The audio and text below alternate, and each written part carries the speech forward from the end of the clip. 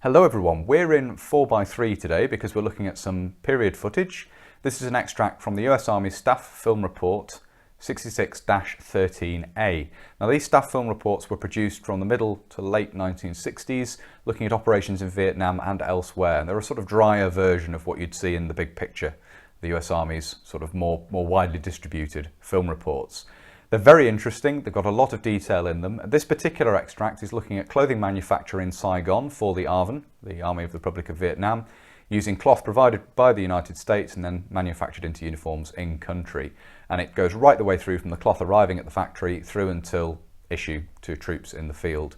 The baling process, the manufacturing process, everything in between. From that point of view, it's quite interesting taking a look at military uniform manufacture at the time. That's what we're going to have a look at in this video.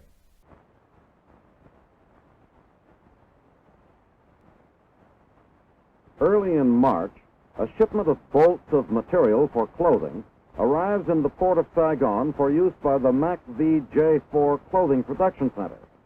Trucks carry the heavy boxes of material to the warehouse complex where it is checked in and recorded. It is next delivered to the Clothing Production Center. The truck goes to a warehouse for unloading. This is the Vietnamese quartermaster area and is identified by the quartermaster insignia appearing at the base of the flagpole. The shipment from the United States is clearly marked as American aid. The unloading begins, utilizing modern material handling methods.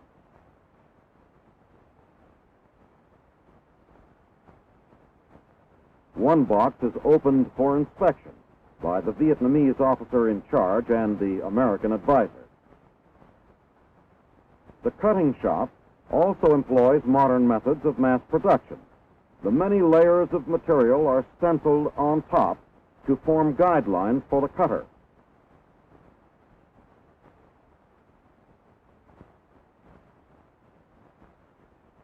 Numerous pieces are cut simultaneously as the electric knife slices smoothly through the many thicknesses of material. The identification number on top of each stack will tell the workers, who handle it later, exactly where it is designed to go.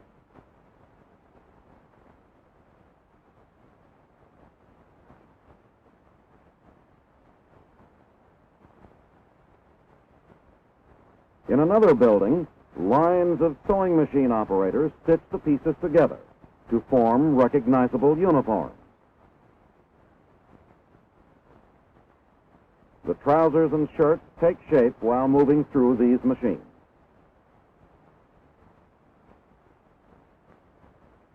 Field uniforms are the most used garment in the Vietnamese War, and the demand grows with the increase of troops.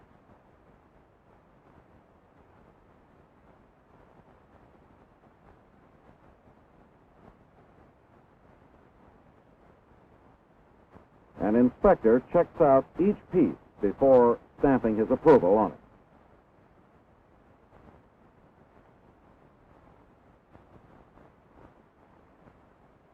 it. In the finished product storage room, the bundles of clothing are placed in a baling press to be prepared for shipment. A hand-operated ratchet lever compresses the clothing. 3 such balers can pack more than 6,000 uniforms a day.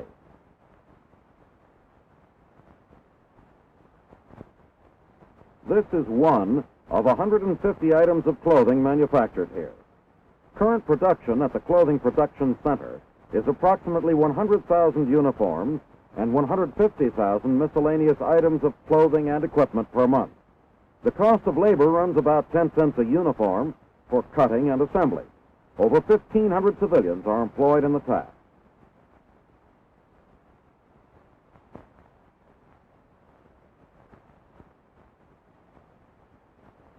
Here are 24 different uniforms for Vietnamese men and women in the armed forces. Both summer and winter issue are represented here in uniforms manufactured by the Clothing Production Center in Saigon. So there we are. I hope you found it interesting looking at that. I plan to intersperse this sort of video with my other videos looking specifically at different items of kit and so forth. This, as I say, is an extract from a longer staff film report. A link to that is provided in a pinned comment down below. I have also made a playlist gathering as many of these as I could find on YouTube, and that's over on my other channel, Rifleman More. But that playlist is also linked down below should you wish to have a look through these. They're quite interesting, and as I say, they don't just cover Vietnam, they cover other areas of US operations and US deployments around the world as well, with a focus on Southeast Asia in some instances, and some interesting research and development going on at the time covered in the various films. So I can recommend having a look through these if you have the time. But that's everything for this video. As I say, make sure you hit the subscribe button down below and the little bell. That will of course alert you when I upload future videos. But that is everything for now. So until next time, bye for now.